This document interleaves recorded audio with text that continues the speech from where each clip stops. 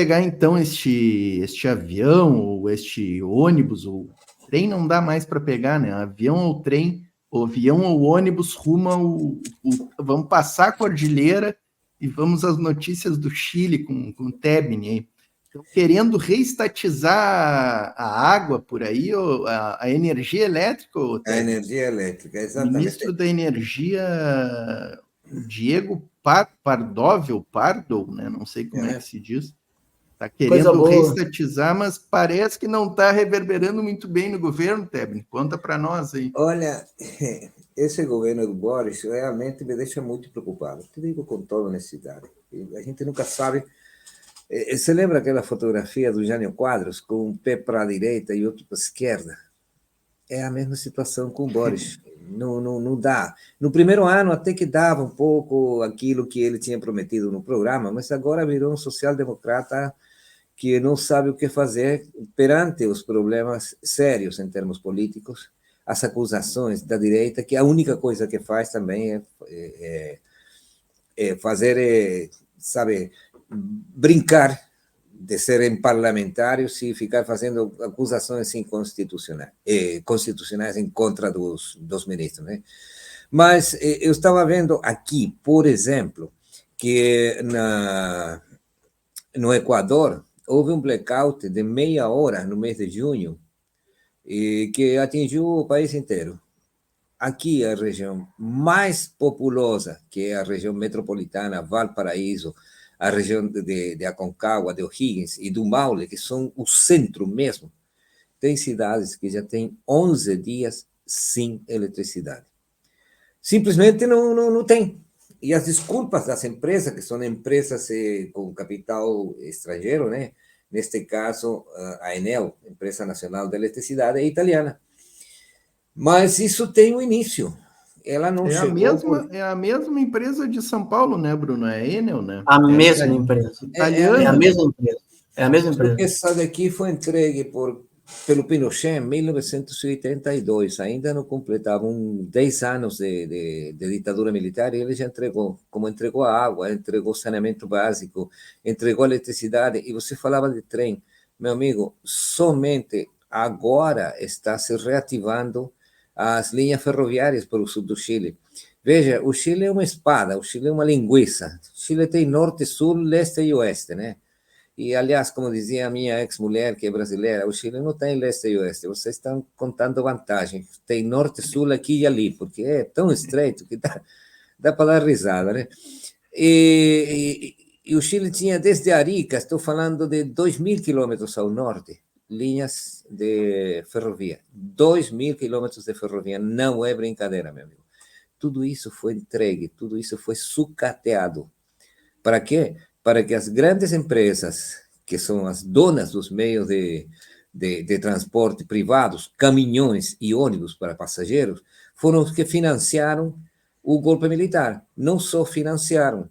O golpe militar se deu logo após que, em outubro de 72 e em agosto de 73, os caminhoneiros parassem o país porque simplesmente não transportavam alimentos e, evidentemente, grande parte da população achava que a culpa era do governo de Salvador Allende, que era um governo que, e se é verdade, não era uma revolução ao estilo de Cuba, pelo menos estava dando passos gigantes em torno a eliminar as diferenças sociais. Chega a ditadura e entregou tudo isso. Você hoje basicamente não tem condições de competir com as grandes empresas de ônibus, né? Bom, eu já faz 31 anos que voltei para o Chile, então, além desse meu sotaque cada vez mais desgraçado por causa da contaminação com o espanhol, eu fico no passado, entendeu? Fico no passado e fico pensando, por exemplo, na aviação Cometa, que em São Paulo era uma das maiores. Aqui tem empresas mas desse tamanho também, que se lucraram e estão se expandindo. Só que, por incrível que pareça, e apesar do que eu falei do governo Boris no início, já está próximo a ampliar, pelo menos para o sul do país. Para o sul do país, não estamos pensando no norte. No norte não é economicamente viável o trem, embora seja um serviço básico, e o Estado deveria assumir as perdas que significaria ter trem, por exemplo, não digo até 2.000 quilômetros para o norte, na fronteira com o Peru, mas pelo menos ter para as cidades mais próximas, até La Serena, Copiapó, que são cidades grandes, né? Porque estão dominadas pela empresa privada. A mesma coisa com a carga, o transporte de carga, é tudo em mãos privadas. E essas elétricas, evidentemente, são as que estão lucrando. E o governo diz, não, tudo bem, o ministro diz, pô, seria bom, viu? Talvez ele foi falar com o Boris e falou, olha, seria bom a gente reestatizar essa história, estatizar novamente, pegar de volta, porque as multas, sabe, aquilo que eles têm que pagar por deixar uma população, já chegamos a ter mais ou menos 150 mil pessoas, 150 mil lares, multiplica vezes 4, tá? Um grupo familiar, pessoas que não tinham eletricidade. E tudo bem, eu posso me virar, compro uma vela, sabe, se tenho dinheiro, compro um gerador a petróleo, sei lá, óleo diesel, mas aquele senhor que é eletrodependente, que se não tiver uma máquina, ele morre, quem paga pelos efeitos desse tipo de coisa? E simplesmente fica por isso mesmo. Num país que é o único país do mundo em que a água é privatizada, é privada. Você não pode abrir um poço na sua casa porque vem um senhor que era amigo do ditador e que tinha inscrito essas águas no seu nome. Esse é o Chile que nós herdamos da ditadura e que, infelizmente, a democracia, entre aspas, que nós temos, não tem conseguido. Claro, é complicado, sem dúvida, com um parlamento com maioria de oposição, a coisa é difícil, mas essa maioria na oposição cada vez está sendo mais questionada. Prefeitos, parlamentares, principalmente prefeitos, né, de direita, com um índice de corrupção enormes. Tem um prefeito que mandava fazer buraco na parede do seu escritório, num bairro elegante, um bairro chiquérrimo de Santiago, sabe? Quem mora em São Paulo sabe o que é Morumbi, né? Uma coisa assim, ele era prefeito daquele setor, e ele está indiciado. Quem levam preso, evidentemente, o prefeito comunista do município de Recoleta, mas esses outros estão livres. Tem a nora de um ex-eterno candidato da direita à presidência, Joaquim Lavín, que foi prefeita de um município pequeno, na região metropolitana de Santiago, a dona Cati Barriga, que roubou dinheiro às pampas, amigo. Essa mulher, 4, 5, 6 gerações não vão precisar trabalhar. Enfim, essa é a situação. Agora, onde a coisa começa a complicar, são as candidaturas que eles têm para prefeitos e vereadores, que vão acontecer no mês de outubro aqui no Chile, e que o Serviço Nacional Eleitoral, vistos os antecedentes dos candidatos, só esta semana, está começando esse processo de auditoria das candidaturas, já eliminou 150 candidatos da direita, por coisas tipo corrupção. E outra, que está amarrada disso, devedores de pensões de alimentos para seus filhos. O cara separa, não paga a mensalidade que está obrigado por lei, isso daí através de um júri e é feito na própria justiça, e eles não têm pago. Então, são mais de 100, que não é um número menor. Talvez para os volumes do Brasil, um país de 200 milhões de habitantes, isso seja mixaria, né? Mas estamos falando de um país que, com sorte, estará atingindo os 20 milhões de habitantes. Então, cento e lá vai pedrada de candidatos, mas só da direita, companheiro. Não tem um só candidato de esquerda que esteja sendo questionado, porque a corrupção passa inevitavelmente pela direita, em qualquer país do mundo. Isso, diga. Então, eu peguei os números aqui, 150 candidatos que não vão ter registro por questão judicial de corrupção, no universo de 345 cargos de prefeito para serem eleitos, né? Então, muita coisa. É quase a metade. Quase a metade. Porque aí também se aplica nos preceitos da lei que protege as mães e as crianças que precisam de pensão de alimentos, seus pais que, sei lá, por qualquer motivo, não vamos julgar isso, se separaram, né? Aqui você deve uma pensão de alimentos, você não pode se aposentar, meu amigo. A esse ponto está chegando a coisa. Por que razão?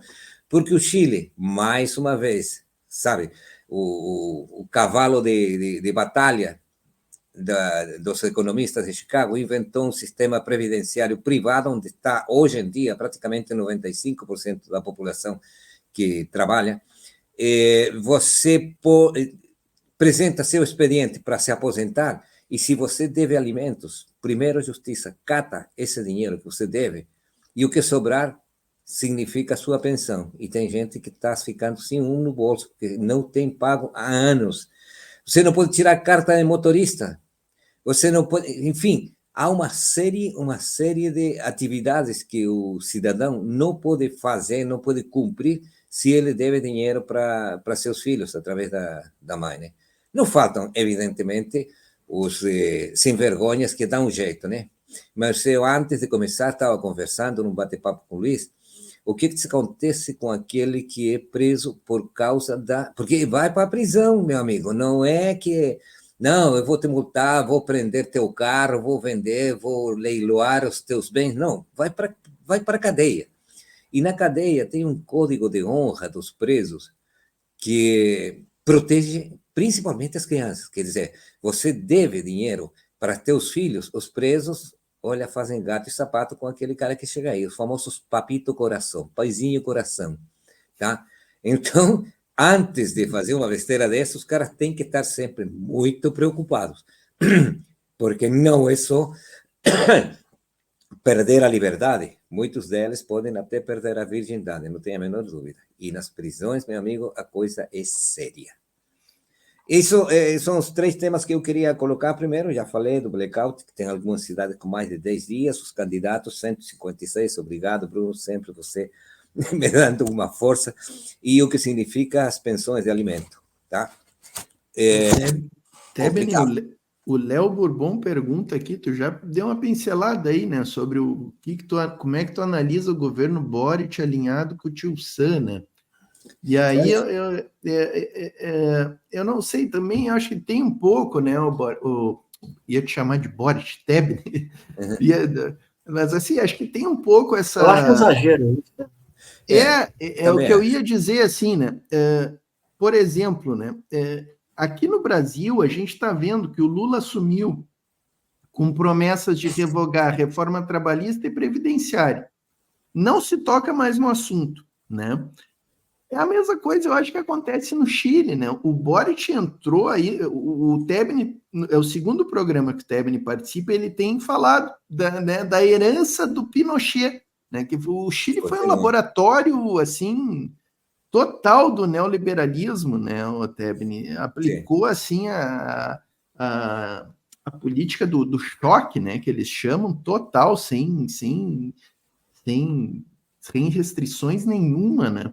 Então, eu acho que o Boric está nessa conjuntura também, né, o Tebni? Além, claro que quando se elege um cara de esquerda, a gente fica com muita esperança. Claro. Mas, né, existe toda uma conjuntura, né, o Tebni, também, que impede os governantes aí progressistas, entre aspas, de levar adiante as políticas que se espera deles, né? Olha, mas é a mesma situação que está acontecendo na Guatemala, porque é verdade, o Bernardo Arévalo não é o Che Guevara, mas é um presidente que não é tão conservador nem tão direitista como o resto na América Latina, né? E que está sofrendo os mesmos problemas que está sofrendo o Boris aqui. Embora os poderes do Estado, o executivo, o judiciário enfim, os parlamentos, a situação do Boris é a mesma coisa. O Boris está com mais da metade do parlamento em contra. Então, qualquer coisa que você queira ou possa fazer, vai se encontrar com uma barreira insalvável. É impressionante. Os parlamentares de direita, a única coisa que fazem...